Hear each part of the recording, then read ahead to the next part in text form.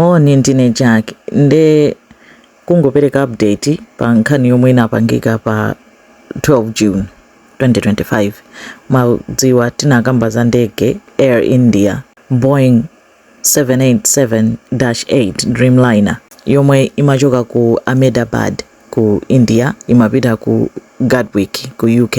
Mapilot amene amayendetsa anali Sumit Sabawa ndi co-pilot wake Clive Kunda. Anthu onse amene anali mu ndege analipo 242.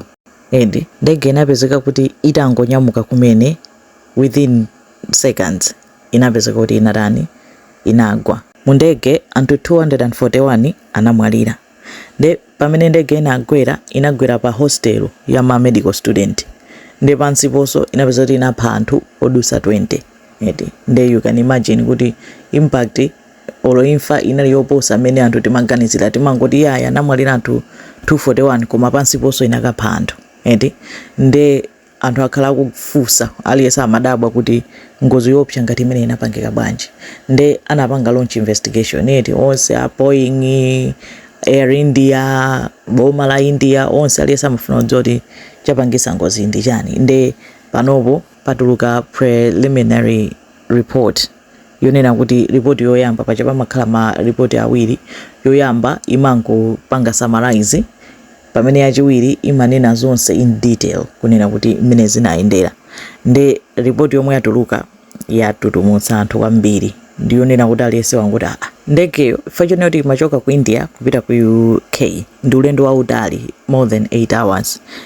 Inadzadzitsa inaloda fuel inali ndi fuel wambiri moti itagwa pasi ndikuphulika inayaka kwambiri facha fuel inapsa zinthu zambiri zinaonongeka koma anapanga mwayi kuti anatha kupanga recover black box.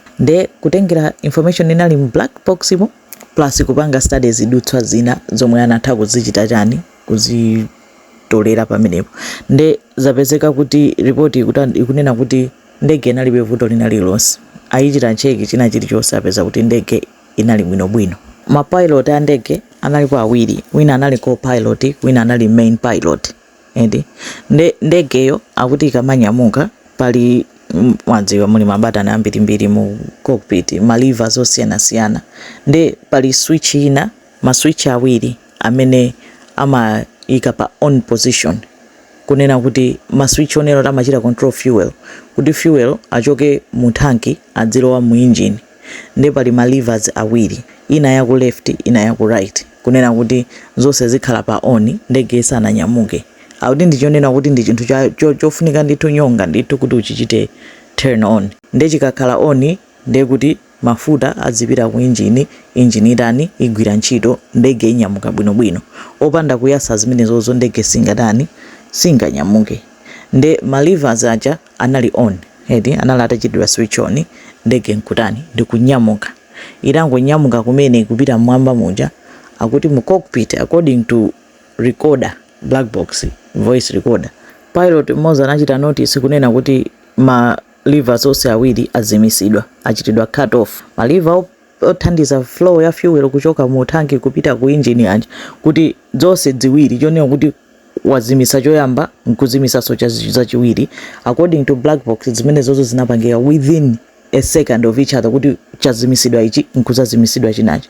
Uyu atamfunsa nzake ucha kuti why did you cut off? Akuti pilot wina anamveka kuyankha kunena kuti I didn't cut off. Ndi nthawi yomwe ndege inayamba kutani kangati ikutsika nangaseka khanga kuti yazimisidwa mphamvu ikupita mmwamba. Nthawi yoti imafunika mphamvu kwambiri inali kukwera mmwamba mamoti imafunika mphamvu kwambiri inokuti ipite ikafike pa altitude yomwe ikuyenera kupita. Akuti anapezeka kuti ayiyatsanso sangasanga azibweresesa zima levers ija pa on position zonse ziwiri. Zikuyenera kutani kunena kuti fuel akuyenera kuyambaso kupita mmachani ma engine. Akuti engine imodzi inasonyeza kunena kuti yayambaso kugwira ntchito koma inayo inakanika ndege nkupezeka kuti ikutani yayamba kugwa. Zinthu zake zinachitika nsangasanga kwambiri kuti anayisokoneza ndege ili mmalo mwake kuti ikupita kenako yangozimisidwa ili mmalire yayamba kugwa nkumayesiranso kuti ayitani ayikweze sinadaninso sinapite mmwamba inapita pansi mpaka nakachita crash za nsangasanga. Izizi zachita confuse anthu kwambiri chifukwa akuti ndege ndi yabwinobwino koma conversation ya mu cockpit ndiyo mwene yatutumusa anthu kuti akutanthauza chani, komanso sakudziwa kuti pilot wake ndi uti amene anazimisayo kapena amene anataniyo. Amafunsa nzake sakuthawa, sanachite determine kuti anafunsa nzake ndi ndani, koma ndege sikananyamuka chikhala kunena kuti zinthu zinali pa cut off zochita zoti munthu anachita kuzitani kuzizimisa. Nde kukhala mafunso ambiri kutsogoloko kuti cholinga chinali chani, ndi era kapena dala. Edi kuopsa kwake kwagona pamenepo kuti chenicheni chikuchitika ndi chani.